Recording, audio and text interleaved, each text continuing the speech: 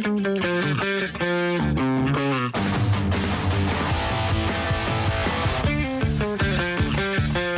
오늘도 뜨거운 이슈 시원하게 풀어드리겠습니다. 오늘의 커버스토리 박상현 아나운서 나와 있습니다. 어서 오세요. 네, 안녕하세요. 박상현입니다. 네, 미세먼지가 좀 괜찮아졌습니까? 아직도 안 괜찮아졌습니다. 어제 너무 심하던데요. 그러니까요. 지금 목 괜찮으세요?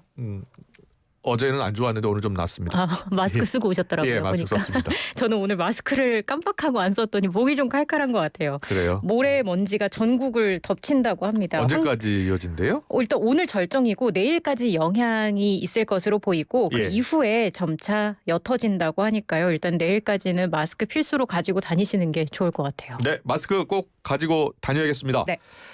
여야가 어제 법사위에서요. 윤 대통령 구속 취소 결정에 대해서 정면 충돌했죠? 네, 그렇습니다. 검찰이 석방을 지휘한 걸 두고 정면 충돌을 했습니다. 먼저 여당은 윤 대통령의 구속 기간을 날이 아닌 시간 단위로 계산해서 구속 취소 결정을 내린 법원의 판단에는 문제가 없다고 강조를 했습니다. 예. 피고인의 이익을 우선 해석해 인권을 보장하는 게 형사소송의 이념이고 최고의 가치라면서 구속 취소 결정을 옹호했습니다. 윤 대통령을 수사하는 과정에서 불거진 공수처의 부실 수사 논란도 비판했는데요. 그러면서 오동훈 공수처장에게 사퇴하라고 몰아붙이기도 했습니다. 하지만 오 처장은 물러서지 않았어요. 저희들의 업무 집행의 적법 절차를 위반한 점이 전혀 없다라고 이야기를 했고요. 예. 또 공수처가 오히려 내란을 벌였다라는 여당 의원의 주장에도 물러서지 않았습니다. 체포영장, 구속영장을 명령대로 이행했다. 그런 업무를 수행한 우리 공수처가 내란의 주체라고 하니 그렇게 모독할 수 있습니까? 라면서 반박했습니다. 네, 오동훈 처장이 어제 목소리를 높이기도 하더라고요. 네. 예. 반면 야당은 법원과 검찰의 결정을 강하게 비판했습니다. 네, 윤 대통령 구속 취소와 석방의 법률적 해석에 문제가 있다면서 법원과 검찰의 결정을 비판했습니다. 정청래 법사위원장은 또 이번 사안은 내란 수괴 피고인을 풀어주려는 법원과 검찰의 짜고 치는 게임이라고 목소리를 높이기도 했고요. 예. 또 김서구 법무장관 대행이 심우정 검찰총장에게 즉시 항고를 지휘해야 한다라는 주장이 야당에서 나왔습니다. 네. 이런 가운데 대법관인 천대엽 법원행정처장도 검찰이 즉시 항고를 제기해야 한다라고 했어요. 상급심 판단까지 받을 필요성을 언급한 겁니다. 네. 그러면서 현행법상 즉시 항고 가능 기간이 아직 남아있다고 부연하기도 했습니다. 그랬군요. 이렇게 법원행정처장이 1심 재판부 결정에 대해서 상급심까지 정리가 필요하다라고 직접 밝힌 건 다소 또 이례적인 상황이어서 예. 어떻게 이게 또 흘러가게 될지도 지켜봐야 할 것 같습니다. 네. 대검찰청이 어떤 결정을 또 내릴지도 주목이 되고요. 네. 네. 그런데 김서구 법무부 장관 직무대행 즉시항고가 위헌 소지가 있어서 검찰이 포기할 수밖에 없었다라고 했죠. 네, 법원의 결정이 부당하다고 생각해 시정할 필요가 있다라면서도 예. 다투는 방법에서 즉시 항고하지 않은 부분은 하게 되면 위헌적 소지가 농후할 수 있기 때문이었다라고 설명을 했습니다. 그러면서 결정문 취지에 의하면 구속이 위법한 것이라고 본다는 걸 전제로 해석하고 있는데 네. 공소 제기 절차가 적법한지는 1심 재판 과정에서 다툴 수 있다. 본안에서 다툴 예정이다라는 말을 남겼습니다. 네, 윤석열 대통령 탄핵소추안 이제 최종 결정 선고가 임박한 것으로 전해지고 있는데 여야의 장외 여론전도 뜨거워지고 있어요. 네, 나란히 거리로 나가서 시위를 하는 모습이에요. 국민의힘 의원 62명은 어제 헌재 앞에서 윤석열 대통령 탄핵 심판 각하 기각을 촉구하는 24시간 릴레이 시위에 나섰습니다. 국민의힘 지도부가 더불어민주당과 같은 장외투쟁으로 헌재를 압박하지 않겠다라는 방침을 세웠다는 소식을 어제 저희가 이 시간에 전해드렸잖아요. 네. 그러면서 저희가 이제 윤상현 의원 등 개별적으로는 피켓 시위를 이어가고 있는 것 같다라는 얘기까지 전해드렸었는데 네. 당 지도부는 전략적 로키 대응을 내세우면서도 개별 의원들의 정치적 행보에는 제약을 두지 않겠다는 입장으로 보입니다. 네. 어제 시위에 나선 인원이 62명이라고 말씀을 드렸잖아요. 예. 전체 의원이 108명인데 그중에 절반이 넘는 여당 의원들이 개별적으로 거리투쟁에 동참하기로 한 셈입니다. 네. 애초 5명가량의 의원이 하루씩 나눠서 1인 2위, 1위 말이 꼬이네요. 1인 2인 시위를 2명. 네.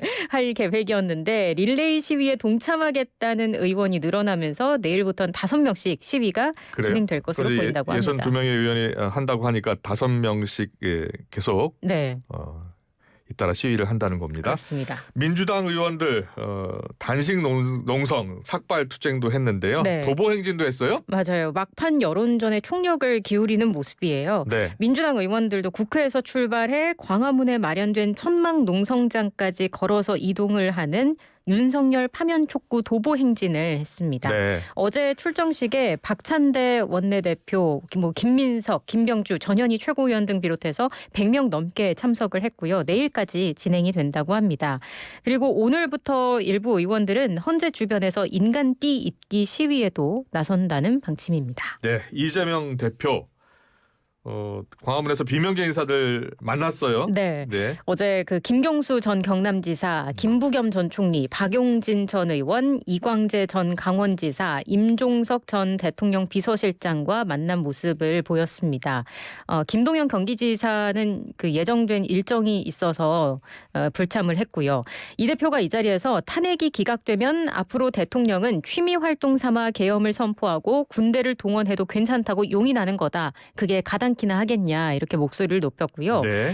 윤 대통령이 석방된 상황에서 조속한 파면을 위해서 힘을 합치기로 의견을 모은 것으로 알려졌습니다. 네. 최근에 이 비명계 의원들과 좀 갈등이 있었는데요. 그렇죠. 최근에 다시 당 장악력이 높아지고 있다라는 분석도 나오고 있는데요. 이게 앞서 이 대표가 최근 자신에 대한 체포동의안 가결 예. 그것과 관련해서 당내 일부와 검찰이 짜고 한 짓이다 이렇게 말을 하면서 맞아요. 통합 행보를 보이다가 이런 얘기가 나오니까 비명계가 또 반발을 했었잖아요. 강하게 반발했었거든요. 네, 예. 그래서 어제 또 이제 광화문에서 비명계 인사들과 만난 것을 두고 예. 이런 기류를 좀 잠재우려는 것이다라는 네. 분석도 나오고 있고 오늘은 당내 3선 의원들과 오찬 회동도 예정이 돼 있다고 해요. 그렇군요. 그런 움직임들도 지켜봐야 될 것 같습니다. 네.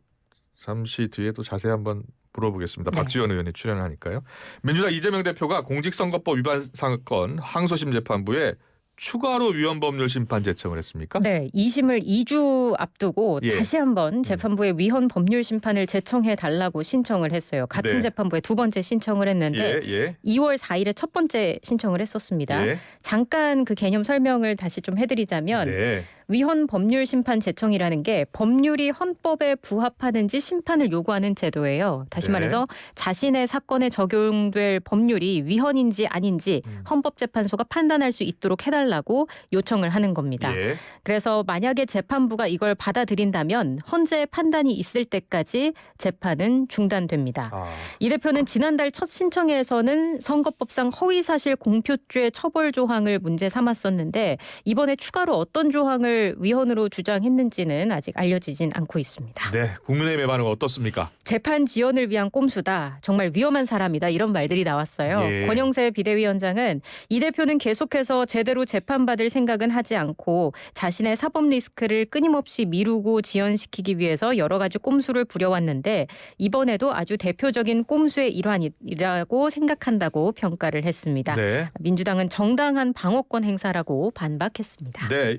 이재명 대표 암살 계획 제보가 있었다. 민주당이 공식적으로 발표를 했어요. 대변인이 네. 얘기했네요. 맞습니다. 황정화 대변인이 러시아제 밀수 권총으로 누군가 이 대표 암살을 계획한다는 구체적인 제보를 의원 다수가 받았다라고 네. 밝혔습니다. 그러면서 신변 보호 조치를 요청했다고 얘기를 했어요. 네. 전현희 민주당 정치테러 대책위원장도 같은 내용을 언급하면서 이 대표에게 방탄복 착용 등을 요청했다고 말했고요. 예. 박지원 의원도 소련제 권총을 수집해 암살 계획을 하고 있으니 너도 조심해라. 나서지 말라.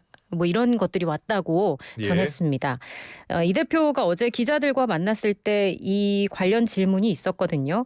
여기에 대해서 이 대표는 몰지각한 사람이 일부 있겠지만 대체적으로 우리는 국민의 수준을 믿는다라면서 외부 활동을 줄일 계획인지에 대한 질문이 있었는데 여기에 대해서는 답을 하지 않았습니다. 예. 이번 사태와 관련해서 경찰 당국도 수사에 나섰습니다.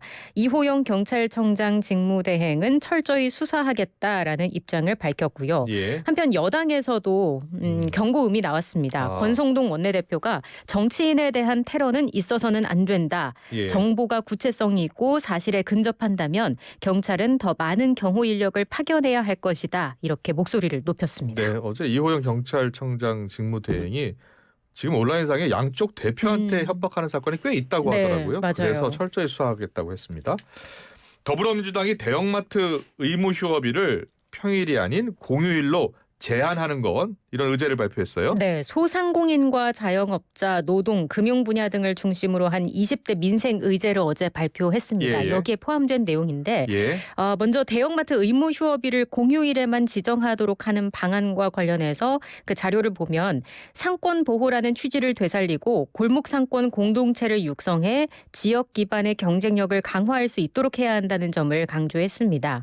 또 지역 화폐 발행을 확대해야 한다는 의제도 올라왔거든요. 이것도 자료를 보면 지역 화폐 발행으로 1조 3,300억 원의 생산 유발 효과, 6천억 원의 부가가치 유발 효과, 7,800명의 취업 유발을 할 수 있다고 강조했습니다. 윤 대통령 탄핵 심판 선고를 앞두고 민주당이 지지층 결집에 나선 가운데 지역 화폐와 기본사회 정책을 전면에 내세웠다라는 평가가 나오고 있습니다. 네, 잘 들었고요. 국민의힘은 어떤 반응입니까? 이 대표가 민생회복 지원금이나 기본소득을 포기할 수 있다고 하더니 또다시 강조하고 나섰다. 돌고 돌아 다시 지역화폐에 집착하고 있다. 오락가락하다 도로 좌클릭이다. 이런 비판들이 나왔습니다. 그렇군요. 상속세 관련해서 좀 물어볼게요. 네. 정부가 75년 만에 상속세 체계를 개편하기로 했습니다. 네. 어떻게 바뀌는 겁니까? 네, 재산의 총액에 부과하는 유산세 방식을 예. 이제는 상속인이 실제 상속받는 재산에 과세하는 유산 취득세로 바꾸겠다는 겁니다. 그러면은 받는 재산에 대해서만 과세한다는 거예요? 맞아요. 그걸 예. 조금 더 쉽게 설명을 예. 해드릴게요. 예를 들어서 자녀 한 명한테 10억이 상속되는 경우가 있을 거고 예. 자녀 5명에게 50억이 상속되는 경우가 있어요. 그런 예. 경우에도 1인당 받는 건 10억으로 갔잖아요. 그렇죠. 같죠. 근데 전체 상속 재산에 세금이 매겨지는 거다 보니까 예. 5인 가구의 자녀가 세금을 4배 더 부담하게 되는 형식이었던 거예요. 예. 근데 반면에 유산취득세는 실제 물려받는 재산에 과세하는 방식이라서 이를 위해서 기존 일괄공제 5억은 폐지하고 5천만 원이었던 자녀 1인당 공제 액수를 5억으로 올린다고 했습니다. 네. 또 배우자도 기존 5억에서 상속재산 10억까지는 전액 공제키로 했고요. 정부 안대로라면 현재 6.8% 수준인 상속세 과세자 비율은 절반으로 줄어들게 됩니다. 예. 정부는 개정 법안이 올해 국회를 통과하는 걸 전제로 해서 오는 2028년에 시행에 들어간다는 방침입니다. 네, 얼마 전에 이재명 대표도 상속세의 공제 한도는 확대하는 게 좋겠다라는 의견을 밝히기도 했는데요. 네. 야당은 어떤 반응입니까? 일단 부자 감세다라는 비판이 당장 나오고 있어요. 아, 그래요? 네. 예, 예. 그래서 이게 국회를 통과할 수 있을지는 아직 좀 더 지켜봐야 하는 상황입니다. 네, 국회를 통과하려면 의원수 과반이 넘어야 하니까요. 그렇죠. 네, 민주당과 협의가 필요한 네. 것 같습니다. 알겠습니다. 초등학교에서 1학년 김하늘 양 무참히 살해한 교사 명재완 신상이 공개됐습니다. 네, 이름과 얼굴 이렇게 신상 정보 등이 공개됐습니다. 48살 명재완입니다. 신상 정보는 다음 달 11일까지 대전경찰청 누리집에 공개된다고 합니다. 네, 경찰이 명재완의 범행이요 가정 불화가 있었고 또 직장 생활, 자기 불만으로 쌓인 분노, 스트레스가 표출된 것으로 보고 있는 거죠. 네, 그러한 분노와 스트레스가 외부로 또 표출이 된 거라는 게 경찰 그 조사 결과 나온 부분입니다. 예. 가정과 직장에서 쌓인 분노를 주변의 가장 약한 사람에게 표출한 거고 정신질환 때문에 범행을 저지른 건 아니라고 설명을 했어요. 우울증과 범행은 직접적인 관련이 없다고 했습니다. 맞습니다. 전담수사팀 관계자의 발언인데 그런 이야기를 하면서 전문의 말에 의하면 우울증은 이런 식의 살인 형태로 나타나지는 않는다라면서 정신질환과 범행 연관성에 대해서 명확하게 선을 긋기도 했습니다. 네. 처음에는 스스로 목숨을 끊는 방법을 찾았지만 범행 일주일 전부터 타인에게 위해를 가하는 쪽으로 방식이 바뀌었다고 해요. 예. 또 경찰은 반사회적 인격장애, 저희가 소위 말하는 사이코패스 검사도 별도로 진행했는데 예. 하지만 일단 프로파일러의 1차 소견 결과로는 명 씨가 사이코패스는 아닌 것으로 확인이 됐다고 합니다. 그렇군요. 한편 명 씨는 경찰 조사 과정에서 피해자와 유가족들에게 사과와 반성의 의미를 담은 진술을 한 것으로도 알려졌습니다. 네, 오늘도 잘 들었습니다. 커버스토리 박상현 아나운서와 함께했습니다. 내일 뵙겠습니다. 고맙습니다. 고맙습니다.